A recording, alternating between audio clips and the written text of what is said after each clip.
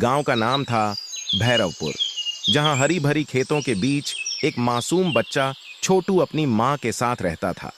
छोटू हमेशा गांव के बच्चों के साथ खेलता और उनकी मुस्कान का कारण बनता था।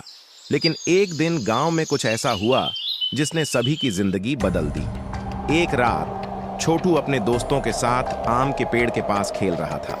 अंधेरा घिरने लगा और अचानक तेज हवा चलने लगी। दोस्तों ने डर कर घर की राह पकड़ी, लेकिन छोटू वहीं रह गया। उस रात उस आम के पेड़ के नीचे छोटू की चीखें सुनाई दी और सुबह तक उसकी लाश मिली। लोग कहते थे कि वहां एक पुराना भूत बसता था जो आत्माओं को पकड़ लेता था। छोटू की मौत के कुछ ही दिनों बाद अजीब घटनाएं गांव में होने लगी। गांव के बच्चों को रात में किसी की हंसी सुनाई देती और धीरे धीरे वे बच्चे गायब होने लगे।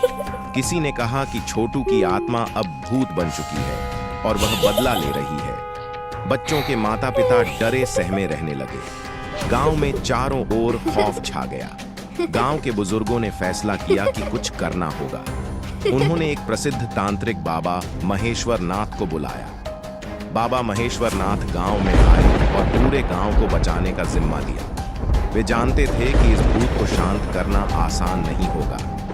बाबा ने गांव के चौराहे पर एक बड़ा हवन किया। मंत्रों के बीच उन्होंने छोटू की आत्मा को पुकारा। अचानक तेज आंधी चली और छोटू का भूत प्रकट हुआ। उसकी लाल आंखें और हवा में उड़ते बाल देख सब डर से कांप गए।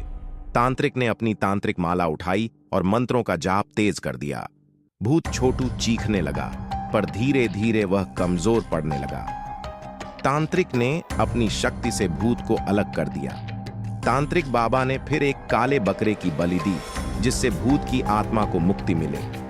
बलि के बाद छोटू की आत्मा रोते हुए प्रकट हुई और गांव वालों से माफी मांगी। उसने कहा कि वह नहीं चाहता था कि ऐसा हो, लेकिन बुरी शक्तियों ने उसे वश में कर लिया था।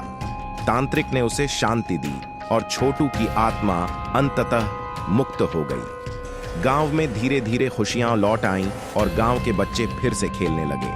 पर हर शाम जब सूरज ढलता था, लोग आम के पेड़ के पास जाने से बचते थे, क्योंकि वह जगह अब भी रहस्यमयी मानी जाती थी।